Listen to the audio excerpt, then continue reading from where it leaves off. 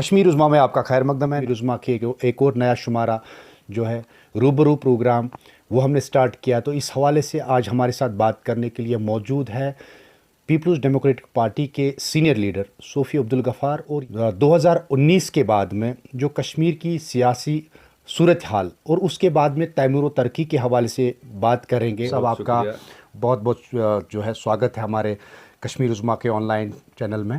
تو یہ بتا دیجیے صوفی صاحب کہ 2019 کے بعد میں جس طریقے سے آرٹیکل 370 کے منسوخی کے بعد میں آپ کو کیا لگ رہا ہے کہ کس طریقے کے کشمیر میں جو تعمیر و ترقی ہے یا سیاسی رد و بدل کا کیا کہنا چاہیے اس حوالے سے؟ دیکھیے، جہاں تک اگست 2019 کے بعد میں آپ جموں کشمیر کا تجزیہ کریں گے، چاہے وہ سیاسی طور، چاہے اقتصادی طور، چاہے سماجی طور، جو 5 اگست 2019 کا واقعہ پیش آیا وہ میرے خیال سے جموں کشمیر کے عوام کے ذہن سے اترنے والا نہیں ہے تب تک جب تک ان کو وہ واپس نہیں ملے گا. میں نٹسل بولوں گا آپ کو. اور اثرات جو ہیں اس کے اثرات یہ ہے کہ اب آپ کو جس لوگوں کو سنوائی یہاں سری نگر میں ہوتی تھی یا جموں میں ہوتی تھی یا ڈسٹرکٹ ہیڈ کوارٹرز میں ہوتی تھی، ان کو آج آگرہ دوڑنا پڑتا ہے، ان کو آج دلی دوڑنا پڑتا ہے، ان کو آج ہریانہ میں دوڑنا پڑتا ہے، ان کو راجستھان دوڑنا پڑتا ہے. لہذا ان چیزوں کا جو اثر ہے ہر ایک ریاست میں اگر آپ دیکھیں گے، چاہے ہریانہ کی ریاست ہو، پنجاب کی ریاست ہو، دلی کی یونین ٹیریٹری ہو، راجستھان ہو، جہاں بھی جو بھی کوئی ریاست ہے، وہاں کے لوگوں کے جو مسائل ہے وہ وہاں پر ہی موقع پہ ان کا سمادھان نکلتا ہے، اس کا حل وہاں ہی نکلتا ہے. لیکن 5 اگست 2019 کے بعد آپ کا سمادھان دلی کی ہوم منسٹری میں سے یا باقی جو کنسرن منسٹریز ہے وہاں پر ہوتا ہے. یہاں تو آپ کے پاس کچھ ہے ہی نہیں. آفیسر جو آپ کے پاس یہاں بیٹھتے ہیں کہنے کو تو بہت کچھ کہتے ہیں کہ ہم جموں کشمیر کو ترقی کی راہ پہ لے رہے ہیں، لیکن ہمیں اس چیز کا مطلب جب یہ باتیں ہم سنتے ہیں تو احساس ہوتا ہے کہ جیسے 70 سال میں یہاں جو پولیٹیکل پارٹیز آئی ہے، جتنے بھی لوگ اقتدار میں آئے، جتنے بھی چیف منسٹر آئے، یہاں پرائم منسٹر بھی رہا ہے، تو انہوں نے جو بنیاد یہاں ترقی کی رکھی ہے اس کو اگنور کر کے یہ کہتے ہیں کہ 2019 کے بعد ہی ساری ترقی ہوئی ہے. تو یہ مجھے کچھ سمجھ نہیں آتا. ہمارا ڈگری کالج یہاں اننت ناگ کا ہے، یہ تو پری 47 میں کالج بنا ہے. تو آپ کا ماننا ہے کہ نیا کوئی پروجیکٹ اس میں نہیں ہوا ہے؟ میں وہی کہہ رہا ہوں کہ اسی بات پہ میں آؤں گا کہ یہاں جتنی بھی حکومتیں آئیں ان نے اپنی طرف سے کوشش کی ہے کہ یہاں کی ریاست کو ہم ترقی کی راہ پہ گامزن کر سکیں.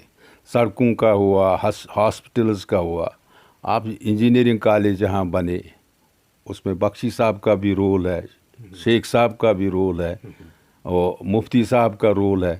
جہاں بھی آپ دیکھیں گے، آپ یہاں دیکھیں گے جب مفتی صاحب یہاں چیف منسٹر آئے تو انہوں نے کوشش کی یہاں کی تعمیر ترقی کو نئے سرے سے لانے کی. میں انہی کو یہ نہیں دے رہا ہوں. آپ دیکھیں گے اس وقت ہر ایک کانسٹیچوئنسی میں کم سے کم ایک ڈگری کالج ہے. جب ہم کالج جا رہے تھے اس وقت ہمیں ڈگری کالج اننت ناگ یا سری نگر جانا پڑتا تھا، لیکن آج ہر ایک کانسٹیچوئنسی میں آپ کو ڈگری کالج ملے گا. ہر ایک کانسٹیچوئنسی میں آپ کا نور آباد ہے، وہاں ڈگری کالج ہے. آپ کا دیوسر کانسٹیچوئنسی ہے، وہاں 2 کالج ہے. آپ کا ہمشالی بوگ ہے، وہاں فرسل میں کالج ہے. اسی طرح آپ جہاں بھی جائیں گے، ڈورو جائیں گے، کوکرناگ جائیں گے، شانگس کانسٹیچوئنسی میں جائیں گے، پہلگام کانسٹیچوئنسی میں جائیں گے، وہاں آپ کو کالج ملے گا. اور اس سے بڑھ کر آپ کو یہاں یونیورسٹی اننت ناگ میں ملی. نارتھ میں یونیورسٹی ہے، ساؤتھ میں یونیورسٹی ہے. آپ کو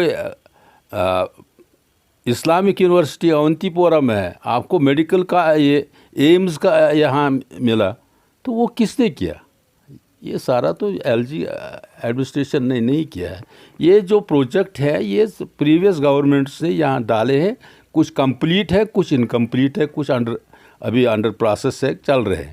لیکن اس کا یہ نہیں ہے کہ آپ دیکھیں گے کل میرے پاس یہ ایک جگہ یہ منیوار ہمارا ایک ہیبیٹیشن ہے ڈسٹرکٹ ہیڈ کوارٹر سے 2.5 کلومیٹر کے فاصلے پہ ہے. وہاں واٹر سپلائی ہے، وہاں دریا سے پانی لفٹ ہوتا ہے, وہاں فلٹریشن پلانٹ فیل ہے, وہ ورکنگ کنڈیشن میں نہیں ہے, ان کو دریا سے نالے سے گندا پانی پی کر سپلائی کر رہے ہیں. یہی ترقی, اسی کو ترقی کہتے ہیں. صوفی صاحب یہ بتا دیجئے, جس طریقے سے ڈیلیمیٹیشن ہوئی تو ڈیلیمیٹیشن کے بعد میں جو آپ کی کانسٹیٹوئنسی رہا کرتی تھی ہوم شالی بک, وہ اس کو ڈسٹریبیوٹ کیا گیا, اس کو مطلب چینج کیا گیا اس کا. اب کیا آپ کو لگ رہا ہے کہ اس طریقے سے جو سیاسی کیریئر تھا وہ کہیں نہ کہیں وہ اس میں تھوڑا اثر پڑا؟ آپ دیکھیے, ایک بات میں پہلے بتاؤں گا, جو آپ نے ڈیلیمیٹیشن کی بات اٹھائی, ابھی ڈیلیمیٹیشن کا کمیشن کو ابھی ٹائم تھا, یہ میرے خیال سے 2024 کی 25 میں ہونا تھا. جی, تو انہوں نے وہ اس ٹائم سے پہلے ہی ڈیلیمیٹیشن کیا. لیکن ڈیلیمیٹیشن کمیشن, ہمیں اس میں کوئی اعتراض نہیں ہے ڈیلیمیٹیشن کمیشن, مگر ٹائم کی پابندی ہوتی ہے, ٹائم سے انہوں نے نہیں کیا. اور دوسری بات, جب ڈیلیمیٹیشن کمیشن کو یہاں کام کرنا تھا, انہوں نے کسی بھی پولیٹیکل پارٹی کو, کسی بھی پولیٹیکل ریپرزنٹیٹیو کو, کسی بھی سوشل یا آرگنائزیشن کو اعتماد میں نہیں لیا. وہ انہوں نے بند کمروں میں بیٹھ کر جو آفیسرز تھے, بیوروکریسی تھی, ان کے ساتھ مل ملا کے کیا, ورنہ یہ حال نہیں ہوتا کانسٹیٹوئنسیز کا. جہاں یہ آپ دیکھ سکتے ہیں, آپ جغرافیکلی کانسٹیٹوئنسیز کو ایک طریقے سے شارٹ کٹ کرنا چاہتے ہیں, لیکن آپ نے کانسٹیٹوئنسیز کو اس طرح ڈسٹریبیوٹ کیا, ایک ایریا ایک سائڈ میں, ایک دوسرا ایریا دوسرے سائڈ میں ہے. لیکن ایک بات ہے, یہاں آپ ہومسلی بک کی آپ نے بات اٹھائی, ہومسلی بک کانسٹیٹوئنسی کا انہوں نے وجود ہی مٹایا. کچھ حصے کو کلگام کانسٹیٹوئنسی کے ساتھ ڈالا, کچھ 2 تحصیلز کو دیوسر تحصیل کے ساتھ لگایا, اور ایک پارٹ کو بجبہارا کے ساتھ لگایا, ایک اننت ناگ ویسٹ کے ساتھ لگایا. لیکن اس طریقے سے ڈیلیمیٹیشن کا مقصد ہوتا ہے کہ لوگوں کو سہولیت ملے. اگر کوئی فار فلنگ ایریا ہوگا جو پاس لانے کی, ان کو نزدیک لانے کی ضرورت ہے, لیکن انہوں نے نزدیک کو ہی دور کر دیا. یہ ان کا مطلب ڈیلیمیٹیشن کا جو مقصد ہے, مجھے نہیں لگتا ہے کہ وہ ڈیلیمیٹیشن کا مقصد پورا ہوا.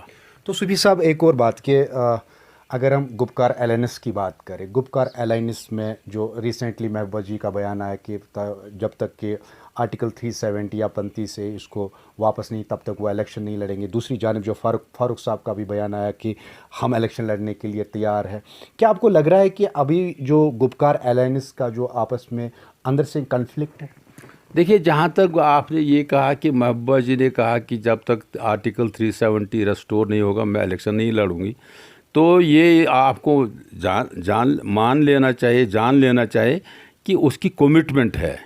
اس کی کمٹمنٹ ہے جو گپکار الائنس نے ایک فیصلہ لیا ہے کہ ہم آرٹیکل 370 اور 35A کو حاصل واپس کریں گے, اس کو ریسٹور کروائیں گے. تو اس کی وہ کمٹمنٹ ہے ذاتی طور کہ میں تب تک الیکشن نہیں لڑوں گی جب تک یہ ہم واپس حاصل نہیں کریں گے. جہاں تک آپ کہتے ہیں کہ باقی political parties, Gupkar alliance election کے لیے نہیں بنی ہے, وہ ایک خاص ایک مقصد کے لیے, ایک خاص مقصد کے لیے وجود میں آیا ہے. وہ اس مقصد کو حاصل کرنے کے لیے بنا ہے, اور ان کو اس کے لیے کام کرنا ہے. اس کا تو الیکشنز کے ساتھ کوئی تعلق نہیں ہے. تو صوفی صاحب, اگر آنے والے سمے میں الیکشن ہوتا ہے تو آپ یعنی پی ڈی پی اپنے آپ کو کہاں دیکھتی ہے, اور آپ بی جے پی کو کہاں دیکھتے ہیں؟ دیکھیے, بی جے پی کا تو ایک میں یہی بتاؤں گا کہ جو ان کا دعویٰ ہے کہ ہم کافی سارے جو ہے سیٹس, دیکھیے 2019 5 اگست کے بعد جو یہاں کی صورتحال ہے وہ بہت بدل چکی ہے.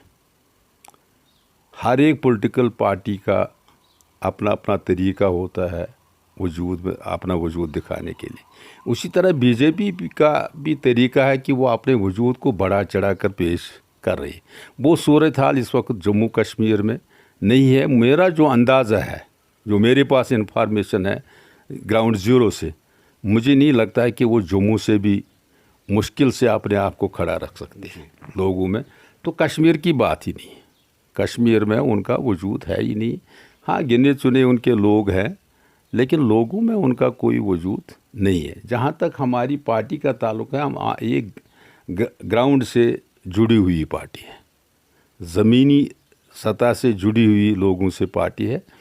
تو جب بھی یہاں الیکشن کا بگل ہوگا، ابھی تو مجھے لگتا نہیں ہے گورنمنٹ کا آف انڈیا کا کوئی ارادہ ہے یہاں الیکشن کرنے کا، کیونکہ وہ خود بھی مان چکے ہیں. جو کوئی ایک آیا تھا یہاں کہ ہم ابھی پنچایت الیکشن کریں گے، میونسپل الیکشن ہاں وہ کریں گے، یا پارلیمنٹ الیکشن کریں گے، لیکن اسمبلی الیکشن کا انہوں نے تذکرہ ہی نہیں کیا ہے.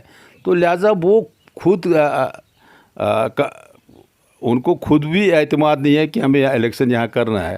جب الیکشن کا بگل بجے گا، لوگ خود اس وقت آئیں گے میدان میں، کیا کرنا ہے کیا نہیں کرنا ہے. باقی ہماری پولیٹیکل پارٹی ہے، تو مجھے یہ امید ہے کہ ہمارا جو لوگوں میں ہے، پارٹی کا جو رجحان لوگوں میں وہ ہے، لیکن خاموشی سے ہے. ہم بھی دیکھ رہے ہیں، حالات کا اندازہ دیکھ رہے ہیں. باقی لوگ بی جے پی کی طرف یہاں کم سے کم مجھے نہیں لگتا ہے رخ کریں گے یا ان کا سپورٹ کریں گے. وہ سوال ہی پیدا نہیں ہوتا. میں نے آپ کو یہ کہا کہ میرے پاس جو رپورٹ ہے وہ جموں سے بھی میرے خیال سے بہت نقصان اٹھائیں گے. شکریہ صوفی صاحب، آپ نے اپنا قیمتی وقت نکالا ہم سے بات کی، آپ کا بہت بہت شکریہ. یہ تھے پی ڈی پی کے جو سینئر لیڈر ہے صوفی غفار صاحب، جنہوں نے ہم سے بات کی، تفصیلاً بات کی، سیاسی معاملات پہ بات کی. تو ان نے ہم سے صاف طور پہ یہی کہا کہ پی ڈی پی جو ہے گراؤنڈ زیرو سے جڑی ہے. کشمیر عظمیٰ کے لیے میں کلگام سے